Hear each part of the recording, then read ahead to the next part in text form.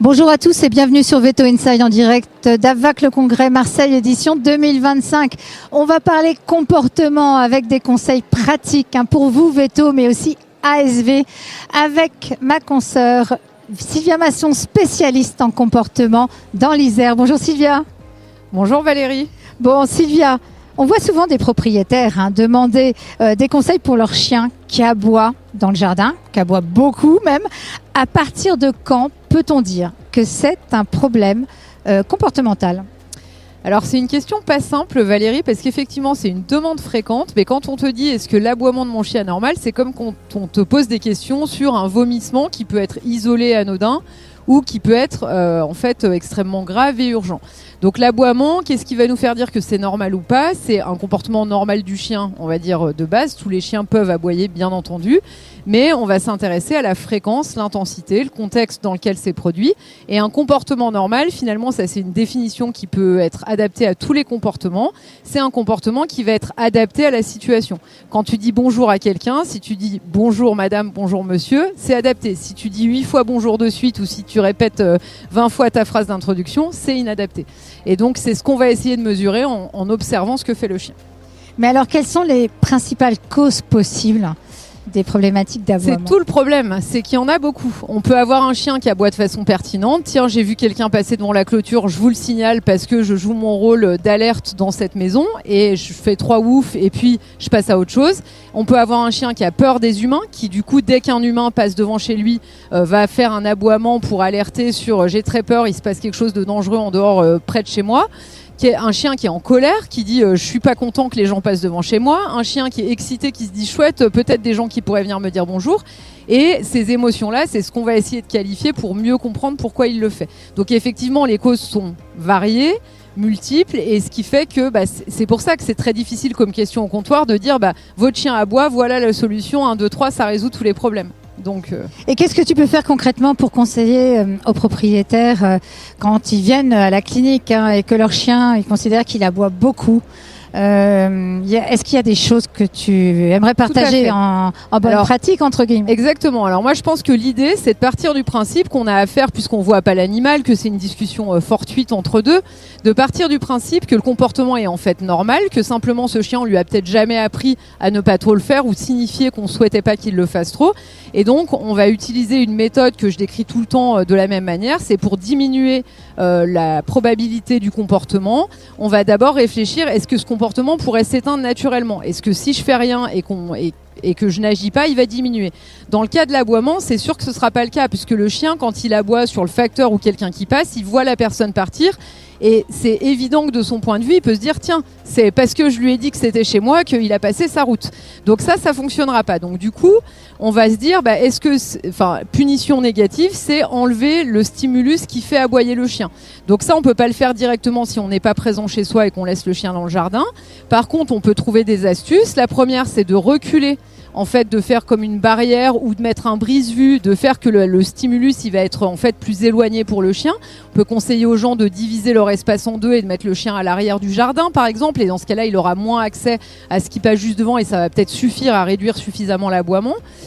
Soit on peut mettre des brise-vues, c'est une autre façon de le voir, soit dire aux gens là il aboie vraiment beaucoup, quand vous n'êtes pas là, rentrez-le dans votre maison ou dans votre garage le temps où vous n'êtes pas là, et quand vous reviendrez là on va s'occuper d'essayer de rediriger cet aboiement sur quelque chose de plus pertinent. Donc quand on est là par contre, on ne laisse pas le chien aboyer, et dans tout ce qui va être comportement qu'on souhaite voir réduire, il faut toujours intervenir le plus tôt possible. Donc j'entends le chien aboyer une fois, je me dis pas bon là ça va encore, attends 2 minutes, là il me gonfle, je sors. Ce qu'on a tous tendance à faire évidemment. Non, on sort tout de suite, on est prêt à agir et on va rediriger le chien sur autre chose. Voire on peut se dire, on lui signifie que s'il aboie beaucoup, on va le rentrer dans la maison et que c'est pas ce qu'on attend de lui. Donc ça, si les gens le mettent en place, justement, ils doivent voir. C'est une façon très simple d'expliquer au chien qui est capable de le faire qu'on veut qu'il diminue ses aboiements. Si on met ça en place, ça va marcher très rapidement. On ne va pas supprimer un aboiement qui est encore une fois un comportement normal, mais on va arriver à une fréquence, une intensité raisonnable. Voilà. Donc il y a pas mal de bon sens, mais il faut quand même le savoir. Oui. Donc ça, c'est plutôt important que tu nous le partages. Il y a des erreurs qu'il faut absolument éviter parce que ça risque d'aggraver les aboiements. Alors pour moi, il y en a deux grandes. Alors une qui va peut-être pas aggraver, mais qui empêchera de résoudre le problème, c'est ce que je te disais tout à l'heure d'intervenir trop tard. Il aboie, ça m'énerve. Au bout de 5 minutes, je sors et je lui dis que ça me gonfle. Donc ça, ça va pas permettre de réduire l'intensité, même si le chien a rien d'anormal dans ce qu'il fait. Et la deuxième erreur qui peut être très tentante, notamment parce qu'il y a des problèmes de voisinage où les aboiements, c'est souvent des plaintes des voisins qui disent votre chien aboie toute la journée, faites quelque chose. Parfois, tu as la police qui vient signifier qu'il y a du tapage même diurne. Et donc, la grande tentation qu'on voit souvent, c'est d'aller mettre des colliers électriques ou des méthodes coercitives. Ça peut être efficace sur le moment, c'est-à-dire comme mettre un coup de taser à quelqu'un, globalement, il s'arrête net. Mais ça génère évidemment de l'anxiété, de l'agressivité potentielle qui va ressortir à d'autres moments. Et ça, c'est vraiment ce dans quoi il ne faut pas rentrer. Donc si les gens qui nous écoutent sont tentés de faire ça, il faut absolument qu'ils consultent ou qu'ils demandent conseil avant de partir là-dedans. C'est vraiment, je pense, la chose à ne pas faire. Et alors justement, à quel stade, toi, tu conseillerais et tu dirais à tous ceux qui nous écoutent, ASV, consoeurs, confrères, vétérinaires, de conseiller aux propriétaires, s'ils n'arrivent pas à gérer ce problème d'aboiement, d'envisager une thérapie comportementale? Eh ben, je pense que la procédure qu'on indique là, c'est-à-dire on essaye d'appliquer la méthode qu'on vient de décrire et on se laisse aller 1 mois, 2 mois maximum pour voir si vraiment en fréquence, en intensité, notre aboiement a réduit. Si ça ne fonctionne pas, pour moi, c'est là où ça vaut le coup d'aller prendre plus le temps d'investiguer. Est-ce que ce comportement est normal ou pas? Pourquoi ce chien est peut-être plus motivé que la moyenne? Si, par exemple, c'est un chien qui a peur des humains, on résoudra pas ce problème sans s'occuper de sa phobie sociale.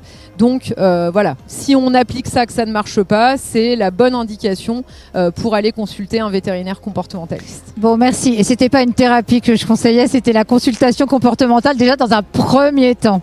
Tout à fait, mais c'est bien de se laisser le temps d'essayer de voir si l'application de la rééducation peut fonctionner. Il y a beaucoup de chiens pour lesquels ça peut suffire. Oui, et toi tu travailles beaucoup d'ailleurs avec les éleveurs. C'est un duo. Ouais, les éducateurs, c'est un duo qui est important. Sur un problème comme ça d'aboiement en plus qui est dans le jardin, très souvent le conseil qu'on va pouvoir donner, c'est qu'un éducateur vienne sur place pour vérifier que l'exercice est réalisé correctement.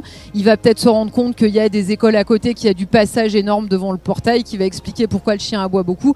Et donc oui, c'est relativement indispensable de travailler en collaboration. Bon, merci beaucoup Sylvia pour ces tips en comportement, si tu me le permets. En tout cas, merci à toi pour ce partage. J'espère que vous aurez été intéressés par ces petites astuces en comportement avec notre consoeur Sylvia, donc spécialiste en comportement. Si vous avez aimé, n'hésitez pas à continuer toute une série sur les astuces en comportement à venir aussi. Et puis suivez-nous sur Veto Inside avec plein de conseils pratiques pour veto, jeunes veto, étudiants veto et ASV. Allez, à très vite sur Veto Inside. À bientôt Sylvia. Merci Valérie.